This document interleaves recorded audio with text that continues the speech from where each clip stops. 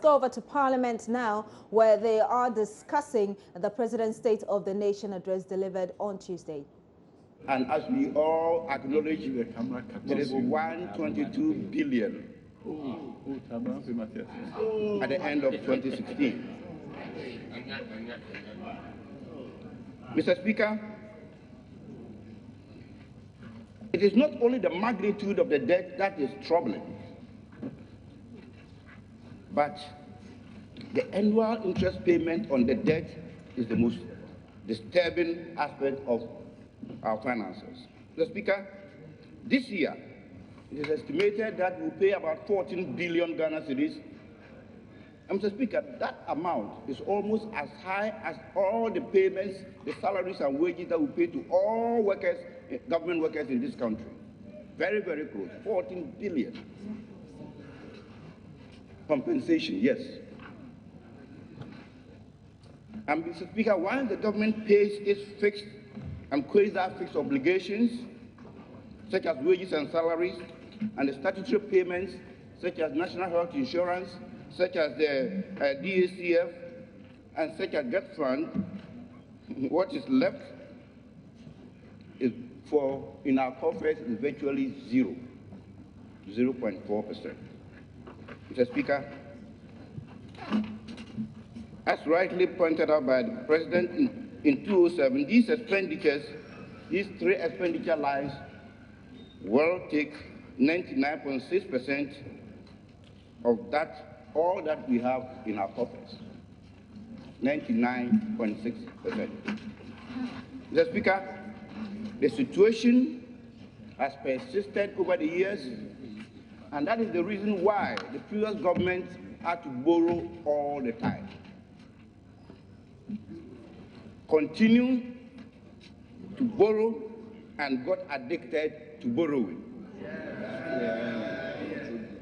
But Mr. Speaker, as you continue to borrow, the fiscal space continues to shrink because of the increases in the interest payment, and then you have to borrow again. That is the source of the debt addiction of the previous government. And Mr. Speaker, the country has been caught in a vicious cycle of debt addiction. Mr. Speaker, as the President boldly assured the nation, he will cut off this addiction to borrowing, and notwithstanding the current constraint on the fiscal space, his government will find an innovative, creative, and prudent fiscal policy approach aimed at halting and reversing the deficit, growing the economy faster than the 3.6% that it has been growing, create jobs, arrest excessive depreciation of the city, and deal with the fundamental structural problems that are the basic cause of all these problems. And Mr. Speaker, he will do that without resorting to excess borrowing. He will do that by not resorting to the addiction of borrowing.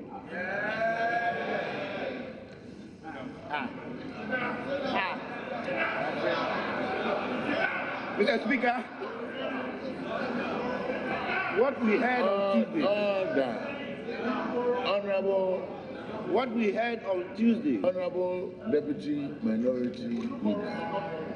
Thank you, Mr. Speaker. Mr. Speaker, the honorable member used the word excessive borrowing. The word excessive borrowing is vague. It's vague in the sense that what you define to be excessive and what you define not to be excessive. If you can be specific, if you say excessive borrowing, what level will the government borrow that will not be described as excessive? Honorable Member, Honorable Majority Leader. Mr. Speaker, I guess we had agreed that to a very large extent we are now the debate to flow. Unless they relate to major issues, there may not be interventions. So I guess this is one such intervention from the deputy leader. Mr. Speaker, if a person says that I will not be drinking, it doesn't mean that the person will not drink. Order. Honorable members, if we are going to look at any comparative word and make capital of it, we shall be stagnant. Excessive may be opinion expression, but it can come from either side. It's not offensive, it cannot be offensive, it does not break any rule.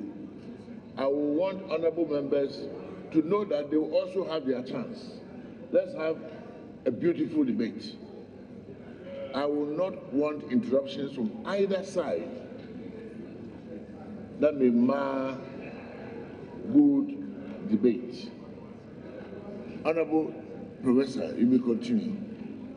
Mr. Speaker, what we heard on Tuesday was from a leader who understands the problems confronting this country and who is capable, poised, and ready to solve them so that Ghanaians can enjoy a better and fuller life after years of decay, frustration, and hopelessness. Mr. Speaker, the President told the whole world that this innovative approach to financing the 2017 budget will be unveiled by his finance minister when he appears before us in a short time, maybe in less than 10 days. And at that point, he will present the budget and give answers to those who are doubting our ability to run this country without borrowing excessively. Mr. Speaker, the President then shifted his attention to how he intends to create jobs. His focus will be on agriculture and industry, agriculture and industrialization, as the vehicles for delivering jobs to the people of this country, especially to the youth of this country.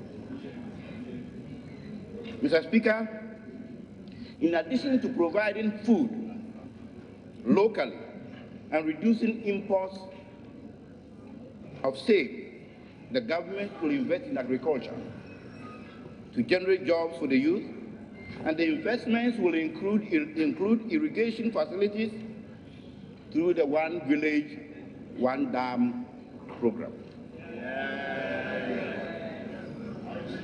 The Speaker, this is to ensure all-year farming in the northern part of the country and to prevent the migration from north to south. Mr. Speaker, the next plank of job creation is industrialization, and this will begin with the processing of agricultural products. But Mr. Speaker, in the short term, the measures to create jobs through industrialization includes the provision of a stimulus package to prop up distressed but viable businesses in the country, to ensure them improve on their operations and employ more people. Mr. Speaker, another one is the One District, One Factory program, where at least one industry will be established in all the 216 districts of this country. And Mr. Speaker, this innovative approach to industrialization is aimed at ensuring balanced development, which is in line with Article 36(2)(d), and I'm told one will be in Ketu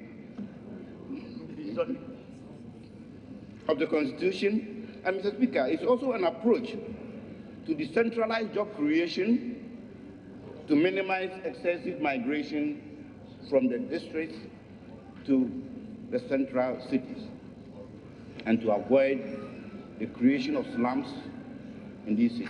Mr. Speaker, in the medium term, jobs will be created through the implementation of a comprehensive program for SME development, and the business environment will also be improved through reforms and tax reductions, and through making energy available and affordable. Mr. Speaker, in the long term, jobs will be created through the development of strategic industries, such as the establishment of heavy industries, petrochemical industries, and so on. Mr. Speaker, in listening to the President,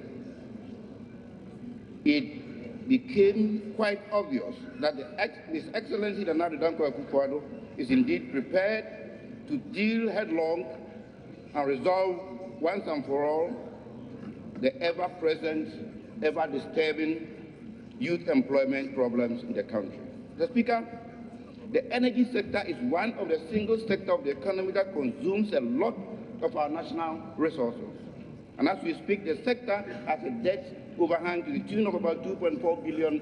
Mr. Speaker, this debt overhang is a major problem that threatens reliable and affordable electricity supply.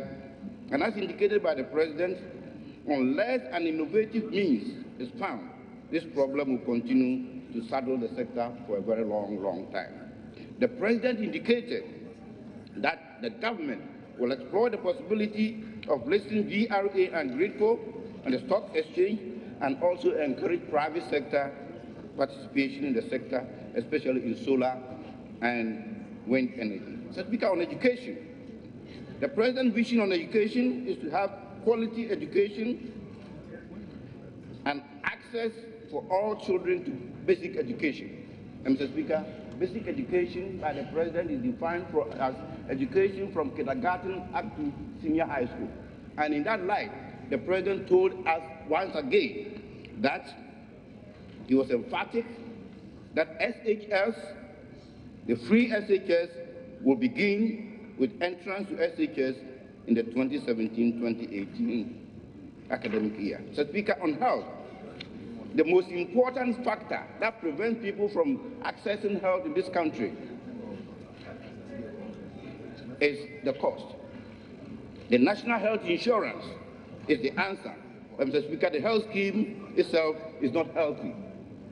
The President assured us, informed all Ghanaians, that the scheme will be restored into good health. Touching on national security, Mr. Speaker, the President is prepared to make the Ghana Armed Forces combat ready by providing the necessary resources that they need to do that. The police force is prepared to hire more policemen so that you can actually meet the target of one policeman, police officer to 500 citizens of this country. This is the President who cares about the people of this country. Mr. Speaker, the President echoed his belief for freedom and the democratic process where the rule of law always remains the guiding principles of governance. And he informed the country of his desire and his willingness and his readiness to combat crime, combat corruption, and promised the House to bring to legislation very soon to the House for the establishment of the Office of the Special Prosecutor. Mr. Speaker, the whole country was told to change the way that we do things. It was clear the need for the whole country to change our attitudes towards punctuality, sanitation, and the care of the environment. Mr. Speaker, in conclusion, Mr. Speaker, this is the first address to the states of the nation, and this is to lay the foundation from ground zero. The situation is chaotic.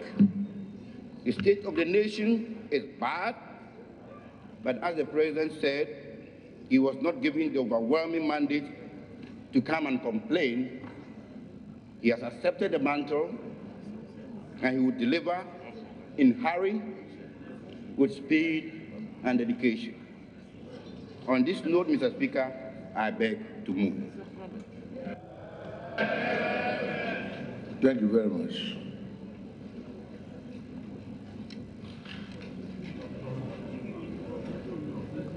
Honorable Atufos. Thank you, Mr. Speaker. Mr. Speaker, I beg to second the motion ably moved by the MP for Wenchi Professor George Yao Dan Bafo, that this Honorable House thanks His Excellency the President for the message on the state of the nation, which he delivered to Parliament on Tuesday, 21st February 2017. Mr. Speaker, in doing so, Mr. Speaker, I would like to concentrate on the economic aspect of the state of his message on the state of the nation. Mr. Speaker, with your permission, I'll refer you to page 3, paragraph 23. Mr. Speaker, I quote, Mr. Speaker, the promise to the Ghanaian people were, however, not kept. In fact, virtually all the targets under the IMF program, as of December 2016, have been missed. Fiscal discipline once again reared its head in the Speaker, in 2016 election year. Mr. Speaker, I beg to say that this statement cannot be accurate. Mr. Speaker, I say this obviously for a reason that the Speaker, in the last administration, I was at the Ministry of Finance as a Deputy Minister. The Speaker, I'm not aware that the International Monetary Fund have conducted a review of Ghana's program for the 4th and 5th review. Mr. Speaker, being 2016 December, in fact 2016 June and 2016 December. Mr. Speaker, let me emphasize for the purposes of the records and give you the details as the government of Ghana agreed with the IMF in terms of the targets. Mr. Speaker, we had quantitative performance criteria, we had continuous performance criteria and monetary policy criteria. Mr. Speaker, indeed, under the quantitative performance criteria, there was a criteria for us to meet a primary fiscal balance, and the IMF established a floor of 2.083 billion. Mr. Speaker, the wage bill, we had a floor of 11.7 billion. Mr. Speaker, net international reserves of Bank of Ghana had a floor of 600 million. Mr. Speaker, what I'm making reference to a public document that can be found in any or either Bank of Ghana website, Ministry of Finance website, or the IMF website. Mr. Speaker, net change in stock of arrests, there was a ceiling of 2.3 billion. Mr. Speaker, continuous performance criteria, we agree that the gross financing of Bank of Ghana to government and SOEs, there was a ceiling of 15.8 billion. Mr. Speaker, net accumulation of external arrests was supposed to be zero. Net accumulation of domestic arrests also supposed to be zero. Mr. Speaker, contracting or guaranteeing of new external non-concessional debts, we agreed with the IMF to be $1.175 billion. Mr. Speaker, monetary policy criteria. Mr. Speaker, we agreed that the central bank rate of inflation targeting for 2016 NDF is supposed to be 13.5 plus or minus 2. Mr. Speaker, I can say on authority that what His Excellency the President is saying cannot be accurate, because I know for a fact, Mr. Speaker, I know for a fact, without even the IMF coming to Ghana for a review, some of these quantitative criteria, continuous performance criteria, and monetary policy criteria have indeed been met. Mr. Speaker, I beg to say, Mr. Speaker, that in future, those handling His Excellency the President, Mr. Speaker, I rise on the point. Mr. Speaker, you rise. yes, Mr. Speaker, my good friend has left government. Order. He doesn't know when the IMF comes to visit. He doesn't know that. Mr.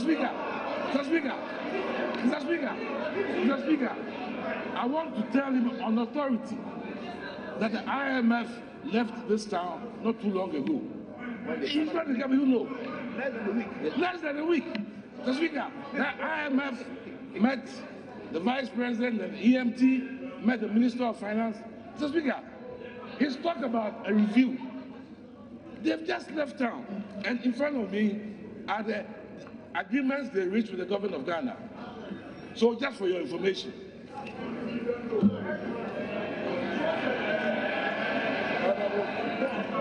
Thank you, Mr. Speaker. Mr. Speaker, let me put on record. Honorable, you will go on a moment. Honorable members, let us do a beautiful job without acrimony. Honorable member, you may please continue. Thank you, Mr. Speaker. Mr. Speaker, let me put on record that for the IMF to visit Ghana on a staff visit cannot be taken as a review mission. Mr. Speaker, what my colleague is talking about, Mr. Speaker, I'm surprised he's talking like that because he knows. Mr. Speaker, at a point, he was the executive, he was the alternate governor for the IMF representing Ghana. And he knows that a staff mission cannot be the same as a review mission. So what he's making reference to is a review mission, is a staff mission. Mr. Speaker. Mr. Speaker, I think we can all be taught without shouting. Honorable Speaker, you may make your point. I have never been an alternate governor to the IMF. Mr. Speaker, the deputy minister, as he knows, is an alternative governor to the World Bank, not the IMF. At least he should know that. I was never in that position. I was. Never. So don't mislead this house. Honorable, we may continue. Honorable Minority Leader. Mr. Speaker, we have an observation, and I think it's important that we are guided by your guidance and your ruling.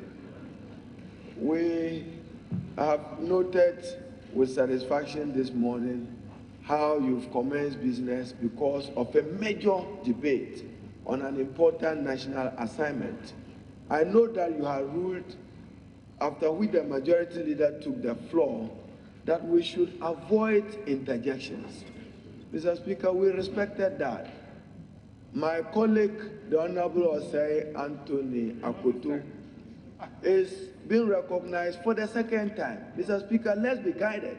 If we want heckling to be part of it, let it be part. If it will not be part, it should not be part. It should not. Therefore, we want to respect each other. I think what the majority leader stated must be respected, except that on both sides, we should endeavor to be factual. But we should allow, as Mr. Speaker guided, a free flow of the debate.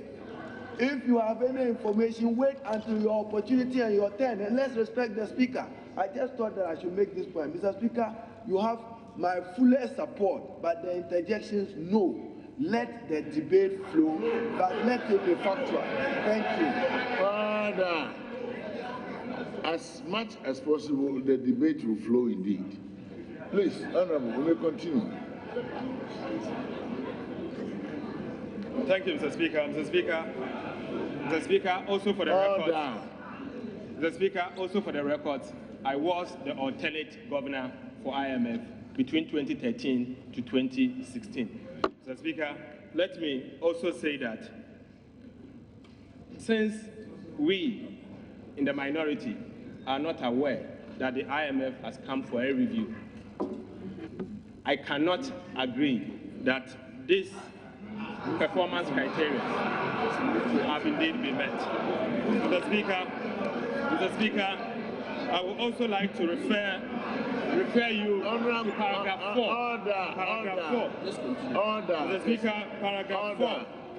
Honorable, that which you may not be aware of, you can be advised of by way of information on the floor.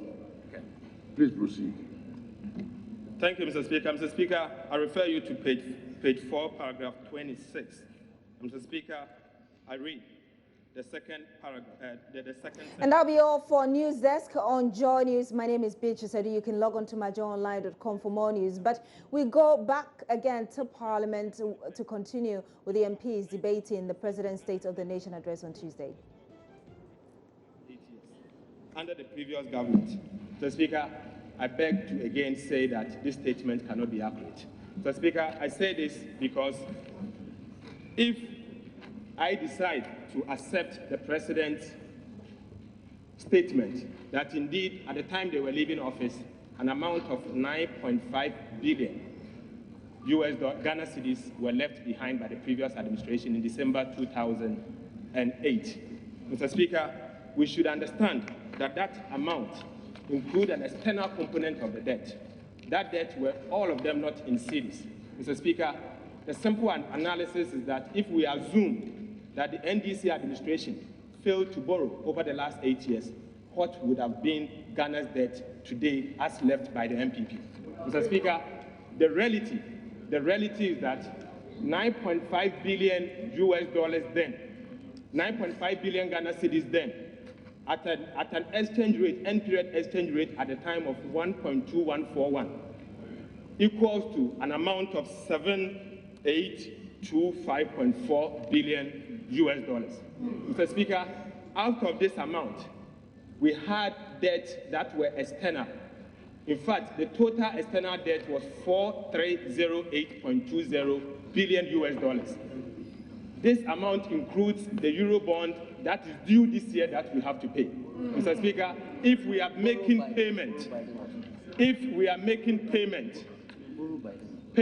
of the 4.3 billion US dollars as borrowed by the MPP, including the Eurobond in 2007.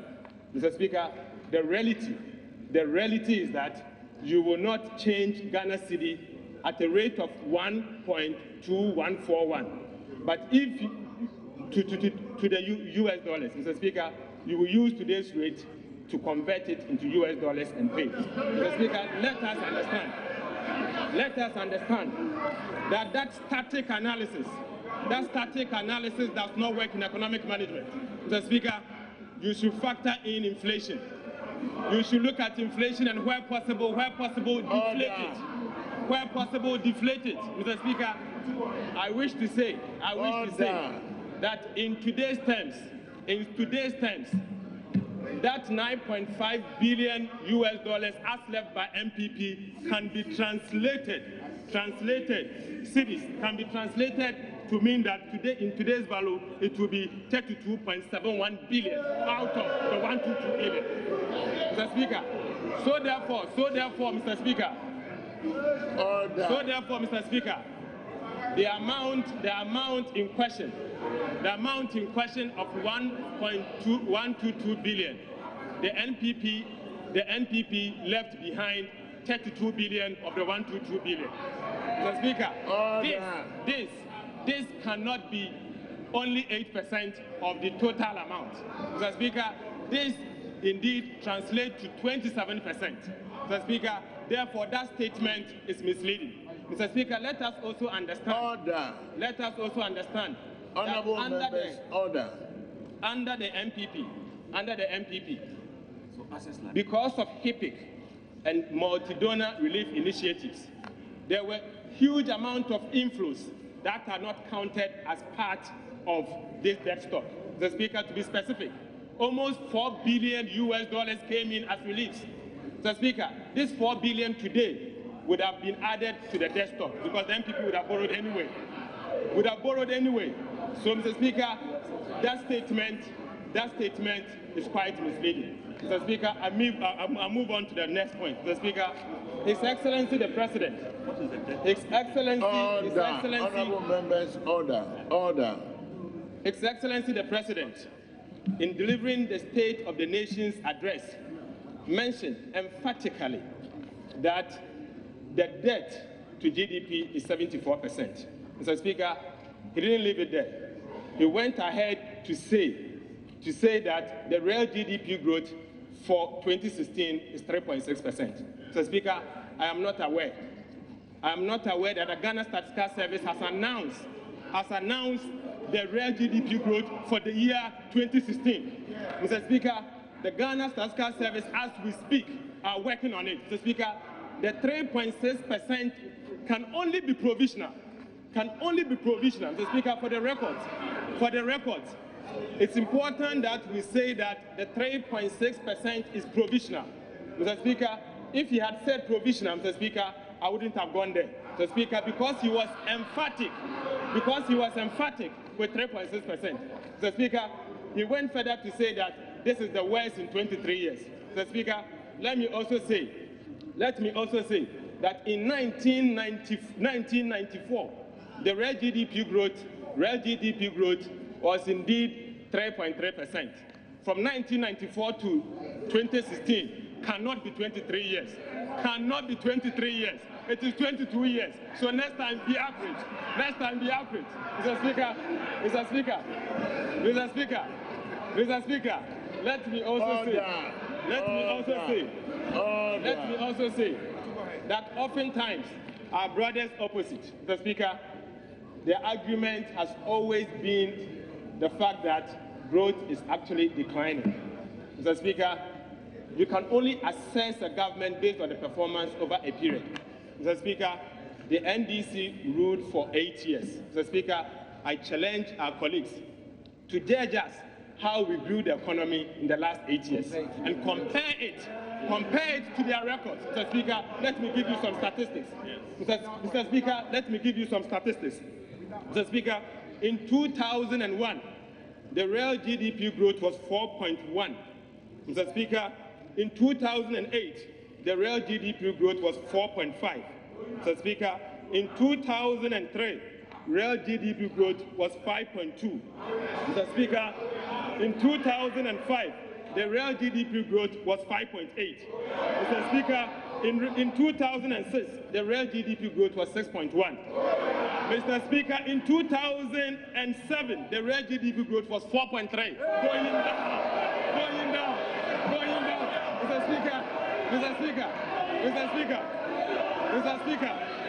Mr. Speaker, the real GDP growth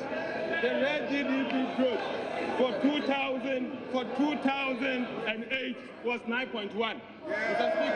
Mr. Speaker, this means over the 8 years under the MPP, the average real GDP growth was 5.6. 5.6. Mr. Speaker, I'm judging you by your records. Mr. Speaker, these are facts. Mr. Speaker, these are facts. Mr. Speaker, in 2009, Mr. Speaker, the real GDP growth, was 4.8. Mr. Speaker, in 2010, real GDP growth moved to 7.8. Mr. Speaker, the real GDP growth in 2011 was 14%. Mr. Speaker,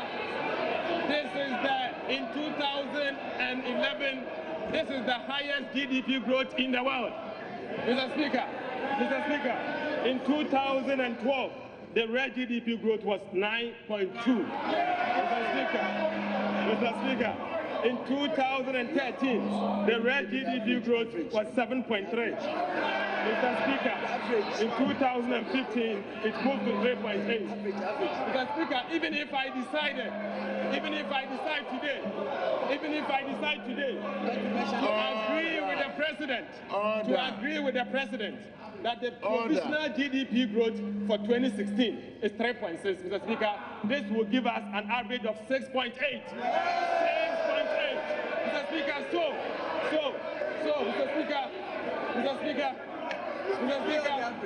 Mr. Speaker, so if I'm to compare, Mr. Speaker, if I am to compare,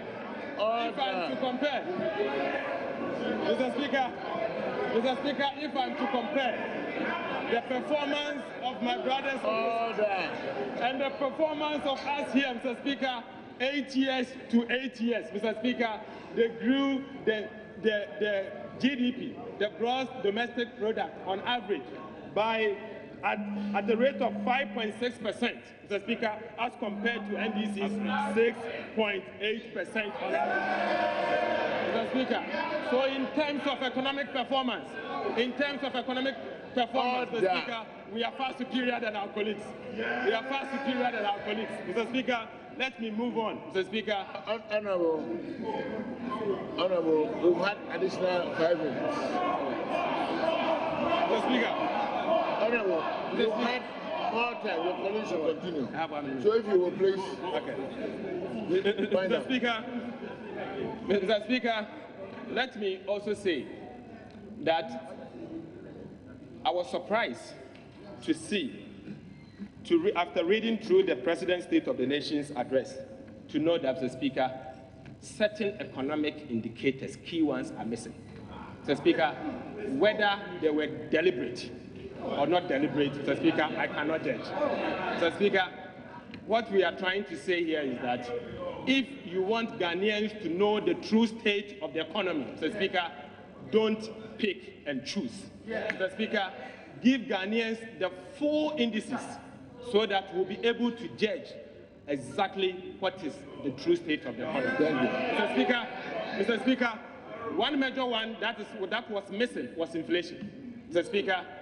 Speaker, inflation is falling. The rate of inflation is falling steadily. Mr. Speaker, at the time we were leaving office, Mr. Speaker, inflation in December. Thank you very much, Honorable. Mr. Speaker. Thank you, Mr. Speaker. Thank you.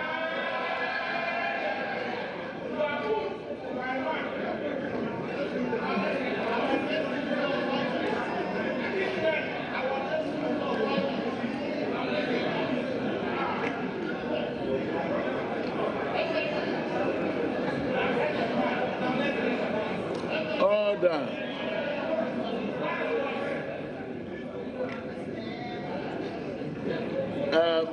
Honorable members,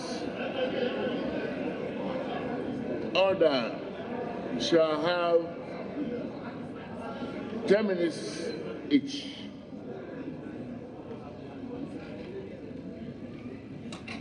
Honorable Dr. Asibiyewa. Thank you, Mr. Speaker.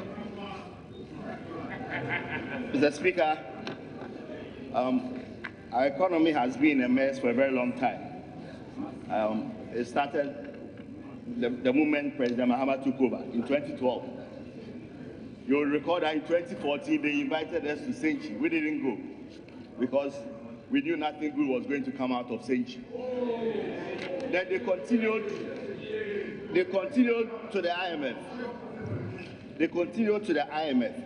As a matter of fact, it was His Excellency, the Vice President, Alhaj, Dr. Mahmoud Mawia, who advised the NDC to go to the IMF, and they did. So going to the IMF itself was not a bad thing. But we don't just go to the IMF. If you go to the IMF and enter into a program, there are a set of objectives that you seek to achieve.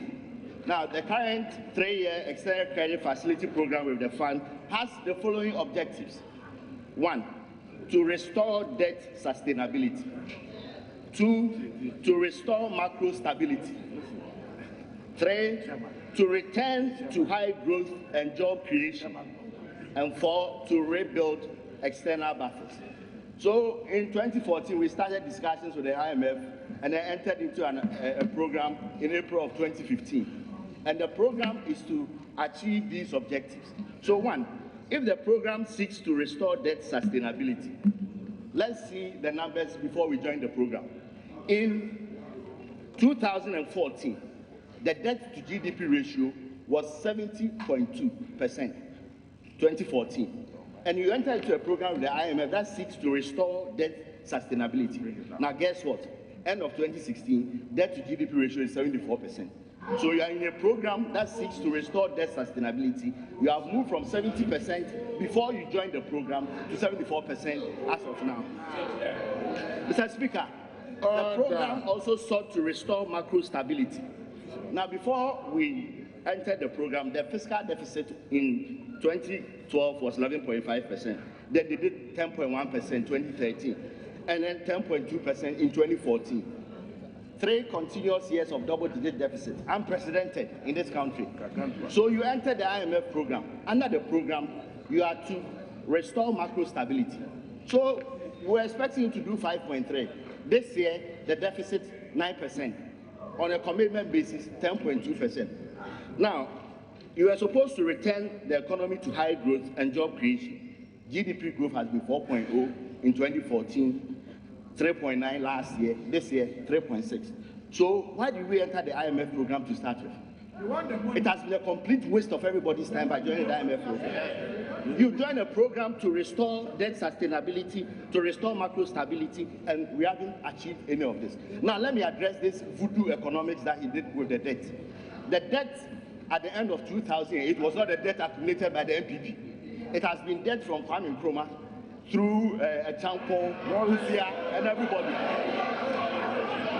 That is 9.5 billion. All of that. All of that. Now, in 51 years of Ghana's existence, the debt was 9.5 billion. Now, you have bequeathed this country. In 8 years, you have moved the debt from 9.5 billion Ghana cedis to 122 billion Ghana cedis. Now, you've added 112 billion. I listened to the press conference they did yesterday. Do you know what they are doing now? They've taken the 9.5 billion and then they have used the exchange rate of 2008. You use the exchange rate of 2008 and you are telling us the debt is 8 billion. Now that 9.5 billion, that 9.5 billion, agreed. That 9.5 billion adds up to the 112 billion, the 122. So now you take the 122, of which the 9.5 is a part, and now you are using exchange rate, the current exchange rate. Do you understand? What you should be doing is that you take the 2009 debt. Listen, you take 2009 debt. If you take 2009 debt, the addition to the debt stock in 2009 was 3.7 billion Ghana cedis. You use the exchange rate at the time, and then you dollarize it. You go to 2010, you take the debt at the time, and then you dollarize. You don't go take the bulk at one. There's simple economics. I've taught this for years. You don't do this. Okay? Order. Mr. Speaker.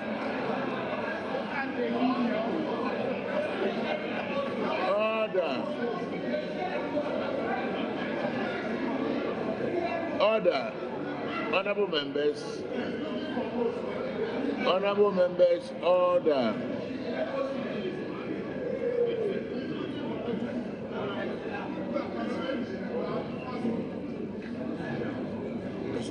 Mr. Speaker, the former Deputy Minister mentioned inflation. For starters, the President was not here to deliver a budget statement. It was a State of the Nation's address. Now, granted that he didn't mention inflation, inflation end 2016 was 15.8%. Under the program with the fund, you were supposed to achieve a single-digit inflation. Should we applaud your efforts for ending at 15.8%? Okay? Not a single indicator has been met under the IMF program. Now, the President mentioned, and I repeat here, that we have uncovered 7 billion new arrears. 7 billion. This was not disclosed to the transitional team. 7 billion arrears. If you have anyone, laid down. Any member who is unduly interrupted will be credited with interruption time.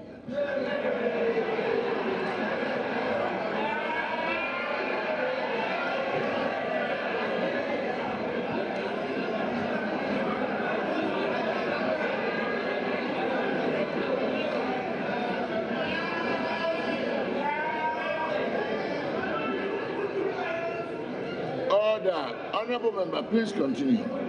Mr. Speaker,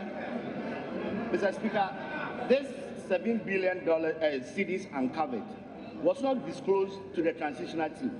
It was only when we interrogated the fiscal data that we realized that some 7 billion had been hidden somewhere. Matter of fact, this is criminal. And if you go to the Public Financial Management Act, some processes have been circumvented. And we'll be revisiting this matter in due course. Mr. Speaker, what is serious is that the arrears spanned the period 2014 to 2016, which means that when we started negotiations with the fund, there wasn't full disclosure. Now, granted that the arrears spanned 2015 and 2016, where we were under the fund program, under the program, we were not supposed to accumulate new arrears. So somebody was sitting at the finance ministry and hiding this from the purview of the books of government.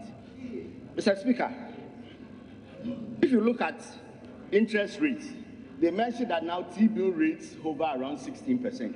They are not telling you the truth.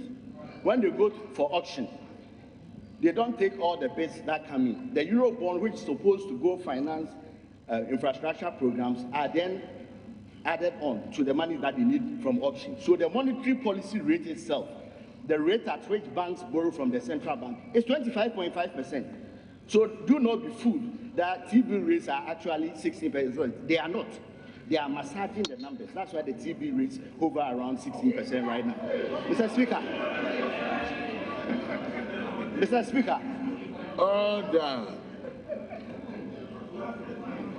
Mr. Speaker, on exchange rate, under the NDC, our currency was the worst performing currency in all of sub-Saharan Africa. Thank God. Thank God good managers of the economy have come. Thank God good managers of the economy have come. As indicated earlier, the budget is coming in next week, a week today, and we are going to roll out programs for you to see that incompetence, mismanagement have no place under Cuba. Thank you.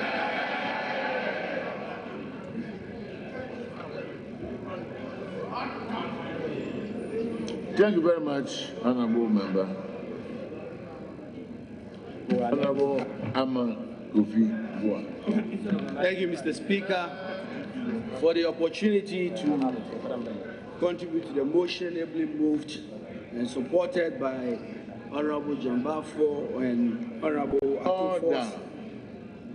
Mr. Speaker, let me begin by thanking His Excellency the President for acknowledging the dignity, grace, and statesmanship with which the former President John Dramani Mahama led the transition which has become the admiration of the world,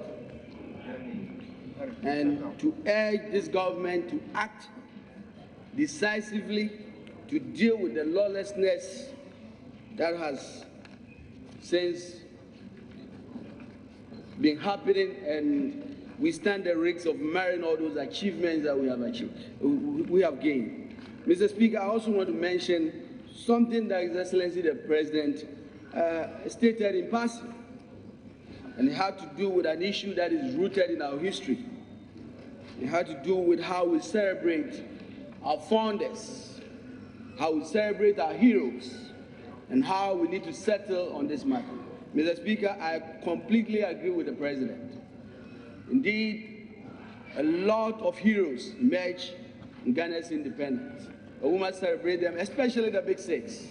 But Mr. Speaker, let us be very clear. I think the people of Ghana are very clear.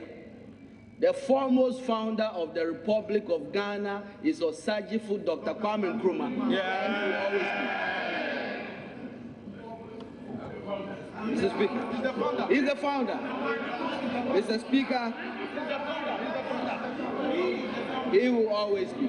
Mr. Speaker, the President also began the story of the energy sector by announcing to Ghanaians that they have inherited a net debt reaching $2.4 billion as of December 2016, and that $800 million of that debt is owed to Ghanaian banks. What the President didn't add was the span of how much this debt has been created. And let me make it clear, this is not a debt that has just been created in the last 4 years. This debt spans 4 governments, including the 8 years of the NPP. And Mr. Speaker, if you recall, in 2009, our late President John Evans Atamel stood in this house and recorded the opipim that has been left for the NDC in the energy sector. Mr. Speaker, but it is important that we understand how we came to this debt and what the NDC government has done about dealing with this debt. Why we accumulated this debt, Mr. Speaker. One, we know that when we came, we started off, we had so much hydro, we didn't know what to do with it. We were even supplying electricity to our neighboring country. In fact, Benin caused electricity at Kosombo. That is how much power we had. But over the years, Mr. Speaker, and so we were giving subsidies. There were subsidies on kerosene, petrol, marine gas oil, on subsidies on everything. We also had these losses as a result of forest, importation of products, and exchange rate losses. And we had to pay BDCs millions of dollars annually.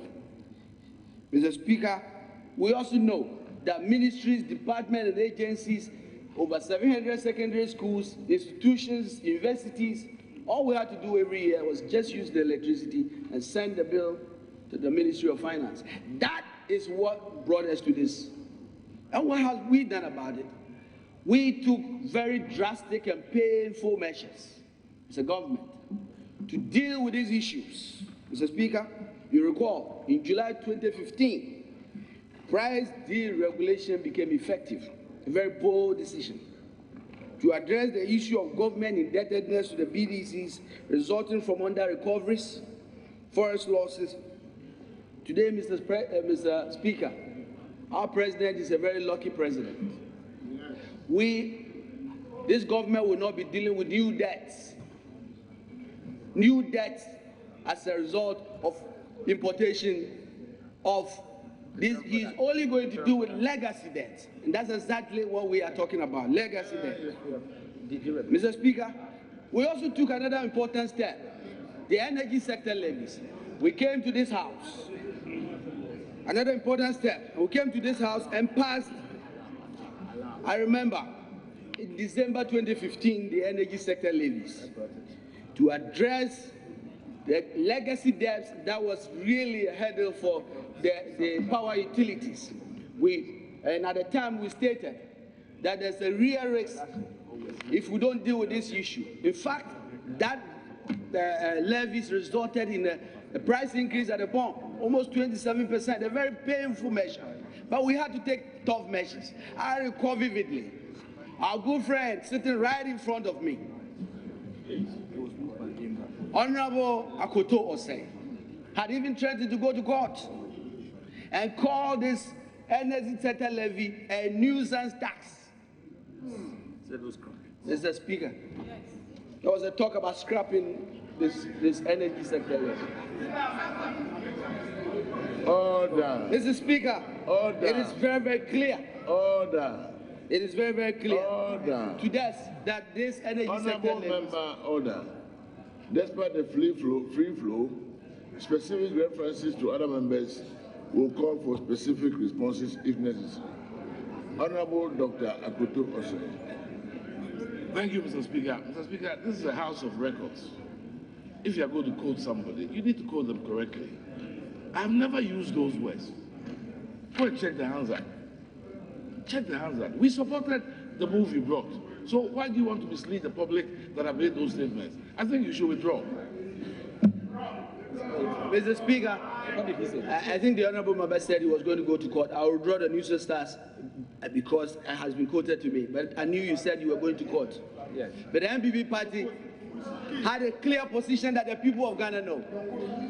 It was a nuisance tax. Mr. Speaker, that is a fact. Mr. Speaker. Honorable Doctor. Mr. Speaker. Honorable Mr. Speaker. Say you are withdrawing. Mr. Speaker. If you make an Mr. Speaker, I have withdrawn it. I'm happy that today. Mr. Speaker, for avoidance of doubt, I did threaten to take you to court. Why? As of now, your government never brought the IMA program to this house. That is why. He was going to take you to. Thank you, Mr. Speaker. Mr. Speaker, I think that this country and this house will know us for what we are. I am happy that today the energy levy is not nuisance. Mr. Speaker, those were the bold measures we took. And I recall that by August 2016, as the then Minister of Finance put it, we had accumulated 350 million Ghana cedis. And 250 million of that energy sector levy was used as a down payment to negotiate with the banking sector. And so reference to the collapse of the banking sector. This must be to have been told the people of Ghana that steps have been taken already. This is what is leading. And so, Mr. Speaker, it is very, very clear that a lot of work has been done to address this issue. If this government is saying to the people of Ghana that the foundation that has been laid by the NDC is a prudent one and will be continued, yes, we accept that. But they must understand that this is not a problem that was created solely by the NDC. Secondly, Mr. Speaker, clearly missing in the president's presentation was a very important aspect of the energy sector. Mr. Speaker, We know that in the next 10 years, what Ghana will use is not hydro, it's thermal power. And that is why the NDC government has invested hugely in the energy sector in terms of the thermal power. And never in the history of this country has the president and the government infused additional power in 4 years than under the President John Mahama. Yeah. Almost 800 megawatts, Mr. Speaker. And what is the feedstock of that power? Gas. And what have we done about that, Mr. Speaker? We worked so hard to build the Ghana gas plant.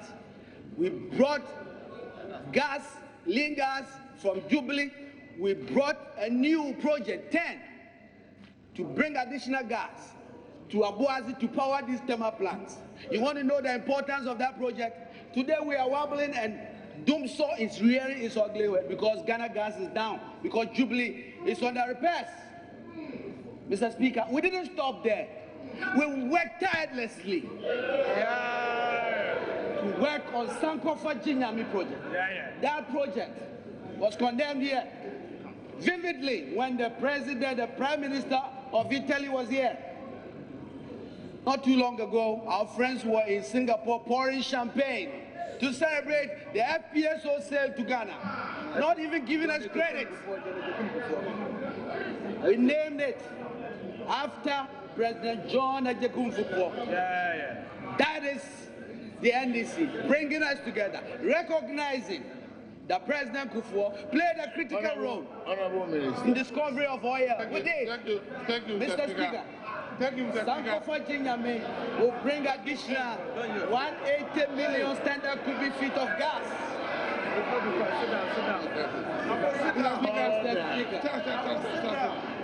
Mr. Speaker.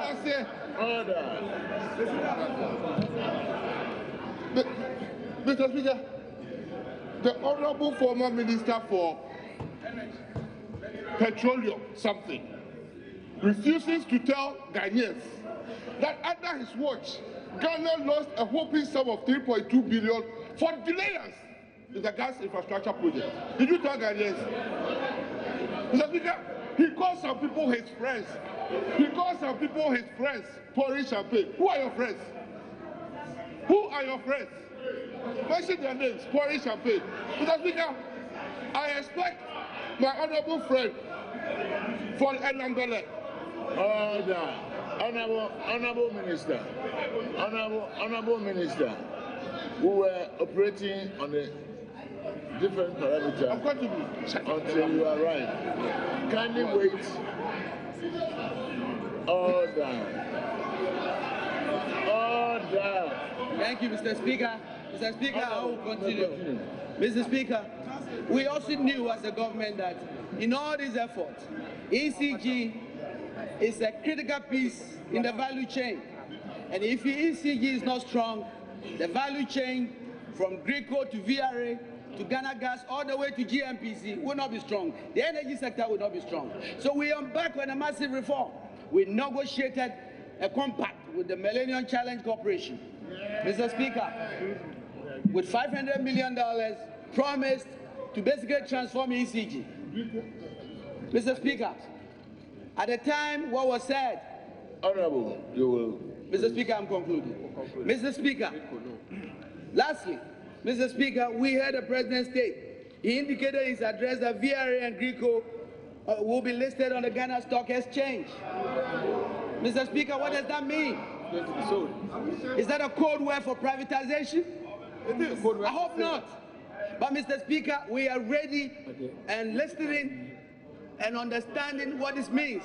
The people of Ghana are ready to engage in this discussion. Mr. Speaker, I want to thank you for the opportunity, but it is very, very clear that we laid a solid foundation in the energy sector. Thank you, Mr. Speaker. Honorable Order, Honorable Oraku Edu. Thank you, Mr. Speaker. Thank you for giving me this opportunity to contribute to the debate on the message on the State of the Nation address delivered by His Excellency President Nana Akufo-Addo on the 21st of February 2017. Mr. Speaker, please permit me to firstly congratulate the President of the Republic for his inspiring maiden State of the Nation's address, which was eloquently delivered to this august house with style and substance. Mr. Speaker, clearly, the clarity and the tidiness of the President's vision was remarkable, to say the least. Mr. Speaker, January 2009, a new NDC government takes the reins of power in this country, in a Dumsor-free republic. But contrary to the directive principles of state policy, Chapter 6 of the Constitution, precisely Article 35(7) of the Constitution, a provision which enjoins government to, as far as practicable, to continue the projects and programs of previous government. The NDC government jettisoned significant projects in the energy sector that have been initiated by the Kufuor administration. Mr. Speaker, a case in point is the Pong Thermal Power Plant. This 220 megawatts project was started in 2008 with a completion slated for 2009. 25% of the civil works had been completed when this MPP lost power. Indeed, all the machinery have been warehoused in the country before it arrived in the country. But the project was abandoned until 2014 when Dumsor had taken roots in the country, before this NDC government resuscitated the project from its comatose state. Needless to say, Mr. Speaker, this incurred additional cost to the nation. The NDC government, having failed to plan for adequate power supply, the NDC now, under the presidency of John Mahama, His Excellency John Mahama, in an attempt to mitigate the Dumsor phenomenon, resorted to the procurement of emergency power at a huge cost to the nation. The rule of thumb in the power industry, Mr. Speaker, the equivalence normally for about $100 million will be equivalent to 100 megawatts. But unfortunately, an example like the Ameri, this was far in excess of the rule. Clearly, there was something very, very wrong with the procurement process. Mr. Speaker, I must add that even though the then government put in place some short-term measures to reduce the burden brought about by the energy crisis in November last year, as indicated by the President Akufo-Addo in his State of the Nation's address, that the situation is far from over. Mr. Speaker, this is in sharp contrast to what the then President Mahama indicated to us when he stood before this august house in 2015 during his State of the Nation's address, and stated to us, and if you permit me, I quote, "Successive governments in the past have tried to manage the situation, but I do not intend to manage it, but to fix it," unquote. The very high, Mr. Speaker, from the reality today, it is an undeniable fact that those words by the then President was just a mere rhetoric, as the situation was only temporarily managed. The very high tariffs, Mr. Speaker, regime that we are encountering in this country right now is as a direct result of our murky procurement process, which has brought this about. Ghanaians are the ultimate sufferers. Ghanaian industry in particular. Honourable member, do you rise on a point of correction? One less from Mr. Speaker. Mr. Speaker, my good friend and colleague is, I don't know, he's constantly reading from a document. Even when he was not quoting, he was still reading. This is a debate. This is a debate.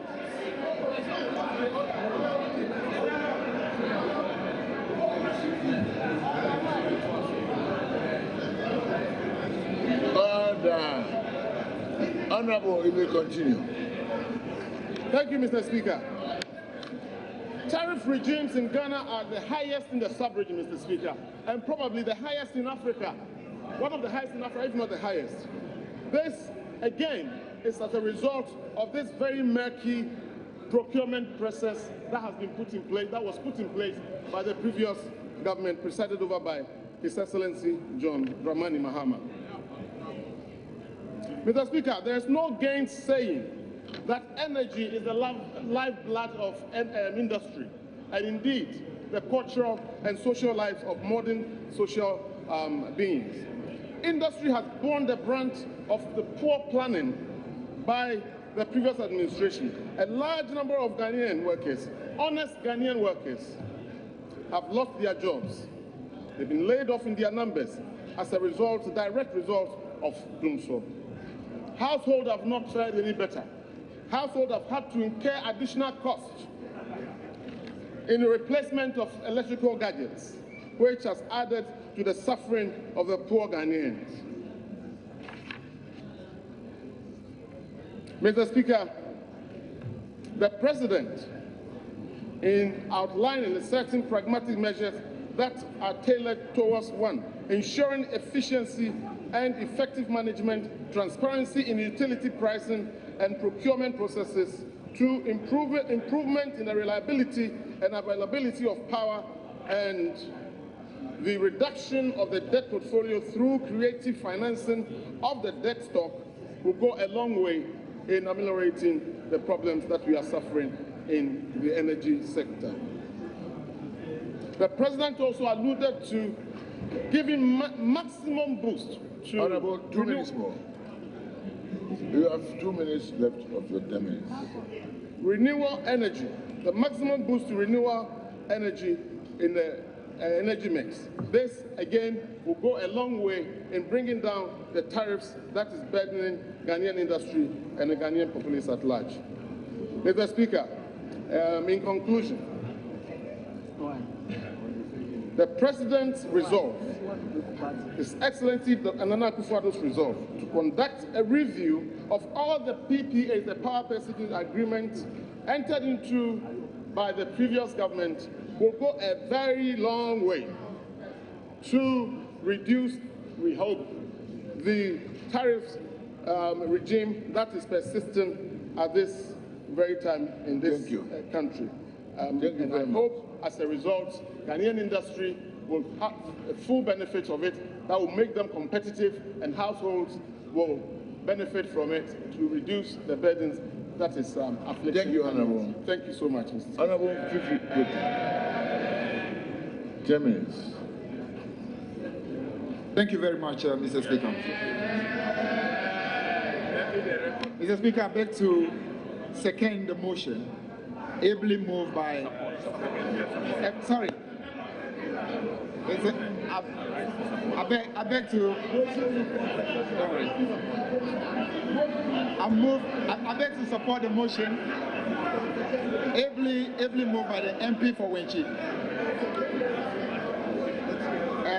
Asking this Honorable House to thank His Excellency the President for the message on the nation of the state of the nation, which he delivered in Parliament on Tuesday. In doing so, Mr. Speaker, I wish to acknowledge that it's a beautiful thing when you have a former member of Parliament ascending to the high seat of presidency. It does honor to us, and this back-to-back from President Mahama to now President Akufo-Addo. And in the delivery, you can clearly see that these are people who have been in this house and therefore understand the chemistry of this house. And it was beautiful to see. I noted also, Mr. Speaker, that our President indicated very clearly that he is a man in a hurry. And I took very good note of that statement. It will be interesting to know whether he meant that he's clearly aware that he has exactly 4 years, and after 4 years, the government or the NDC will be back again.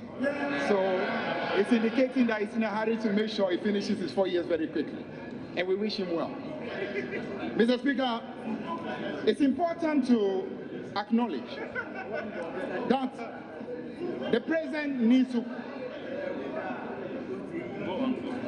Mr. Speaker, it's important to acknowledge that the president quickly needs to hurry down from the mountain of promises and come down to the valley and the plain of reality. Honorable Majority Leader. Mr. Speaker, my colleague, the Honorable Fifi Kwete, appears to be somewhere else. Very anxious, I always think of him. He first began by saying that he wants to second the motion, a motion that has been seconded already.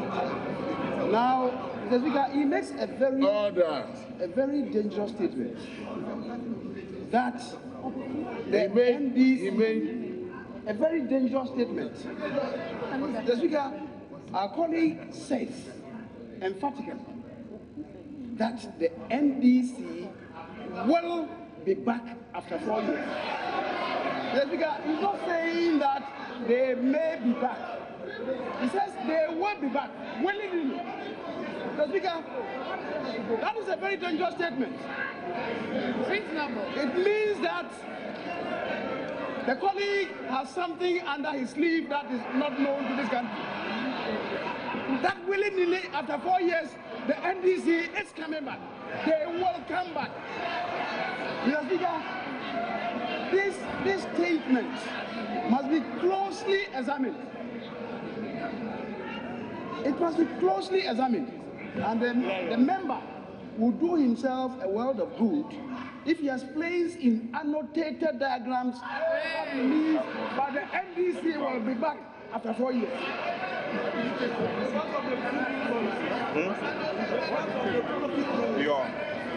Thank you very much, Mr. Speaker. Mr. Speaker, I continue by saying that the president needs to hurriedly come down from the mountain of promises and come to the plane of reality.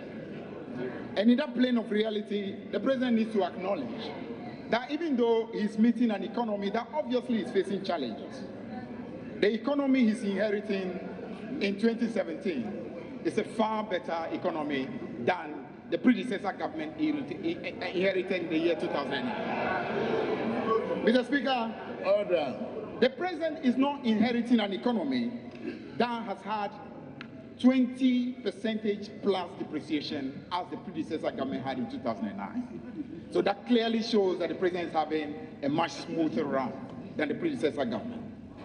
The president is not inheriting an economy that has 18% inflation going up towards 21%, as the predecessor government had in 2009. So obviously that can only be a smoother run for the president. The president obviously is not inheriting a deficit of nearly 15% on cash basis, and on commitment basis 22%, as happened in the year 2009, as the predecessor government had. The president is not inheriting a situation where a fiscal overrun was missed by over 10%, as happened in the year 2008. The president is missing a fiscal overrun, which is meant to be about 5.3 and ending up 9%, which is far better than the situation in 2009.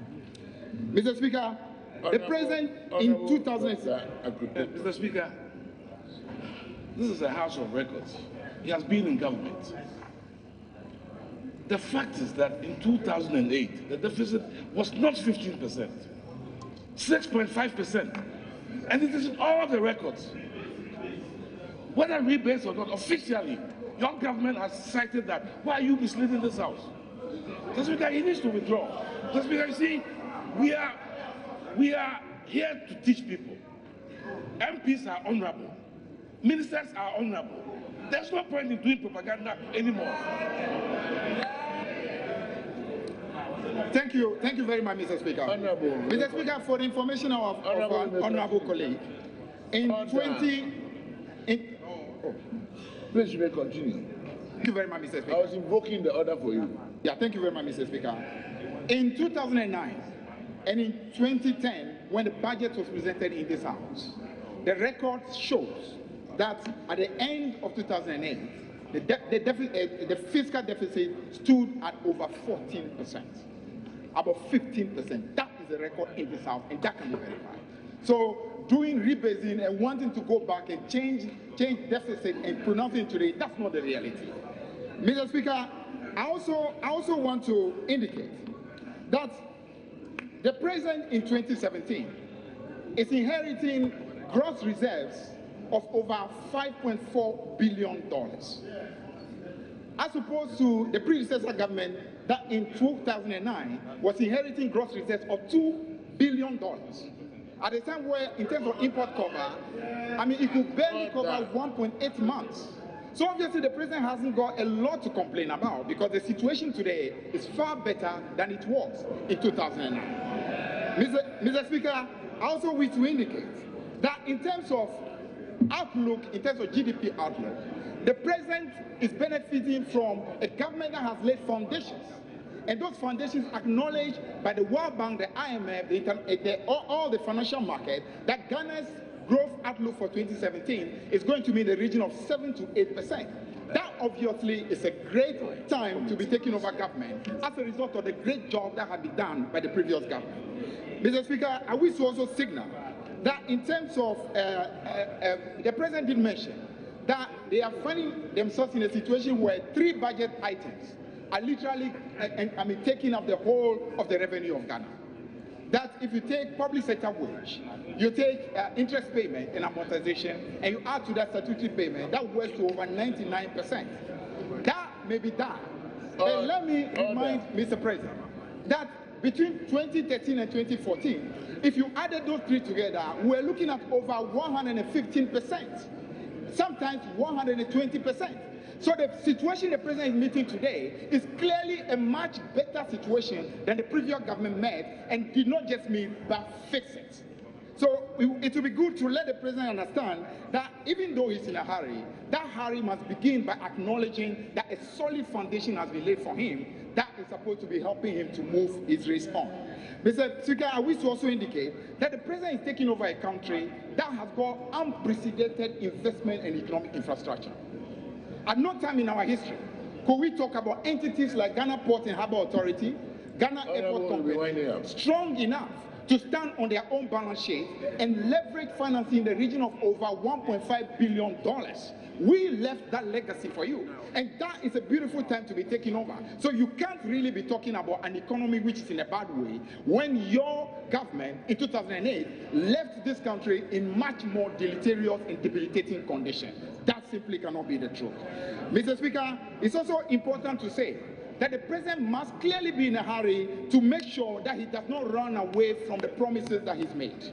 He must be in a hurry to deliver those promises. The president must be in a hurry to remove the energy levy as he has promised. No excuses will be good enough. He must be in a hurry to ensure that commitment to the District Assembly Common Fund, which is 7.5% of tax revenue, should not in any way be undermined. That commitment to the GET Fund, commitment to the NHIS should all be guaranteed. Thank you very much. And we must see the president showing that great hurry.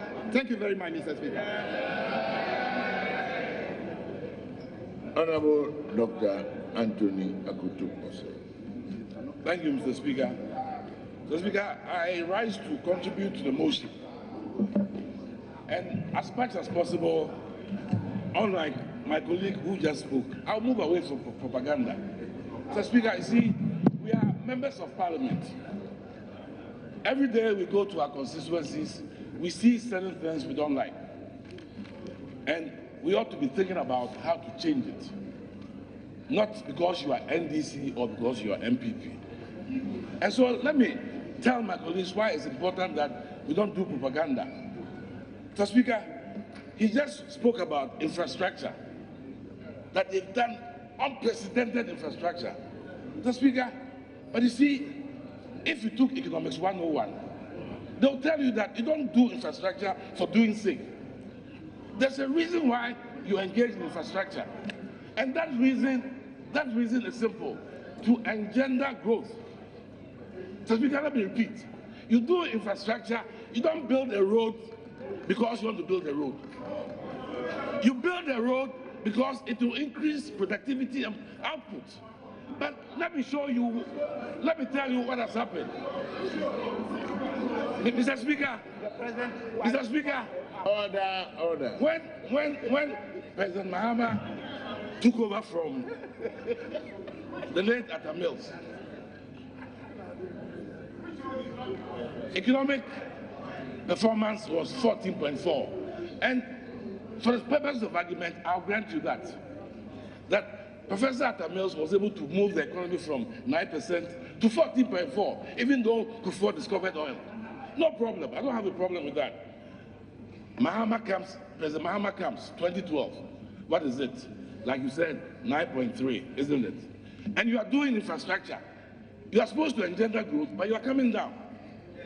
2013, Mahama does more infrastructure, economic growth, 7.3. 2014, Mahama is doing more infrastructure, economic growth, 4%.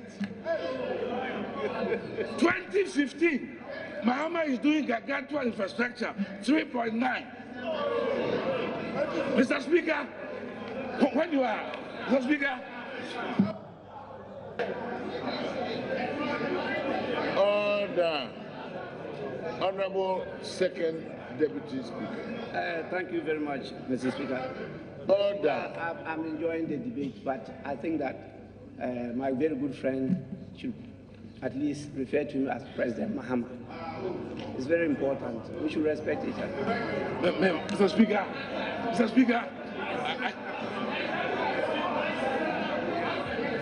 Speaker, I think my senior colleague is totally correct.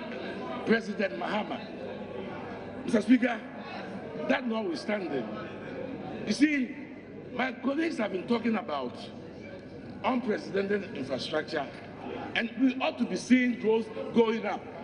Mr. Speaker, but that's not where you and I ought to be looking.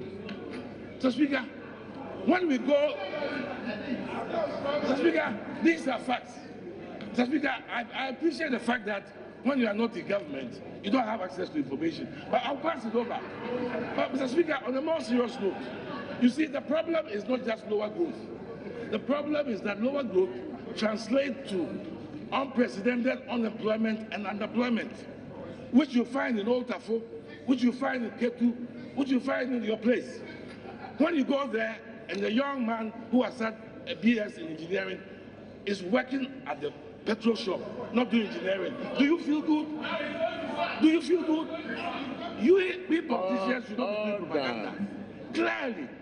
Clearly, growth going down does not help you and I. So the question is, if you don't stop this trend, what is going to happen? And that's why the people of Ghana decided that this Ababa said here, we can't follow again. That is why they chose. That is the essence of the elections. So don't think that automatically you can come back on this record. No way. What you and I ought to be looking at, how are we going to turn it around? So that all our constituencies, when we visit, we can tell you that next year, growth is going to go up to 6.3, and therefore employment will come. You talk about 7.8. Where are you getting that from? So, Speaker, let us be clear in our mind. This is why the President said that come a week from today, our finance minister is going to come and tell us the innovative ways that we are going to engender growth so that you and I, when we go to our constituencies, can give hope to all these teeming masses of unemployed. So, Speaker, I dare any of you to go to your constituency and tell that young woman who is not working that things are okay. That will be the height of hypocrisy. You should be interested in how growth is going to come so that all of us can go back without fear of being attacked.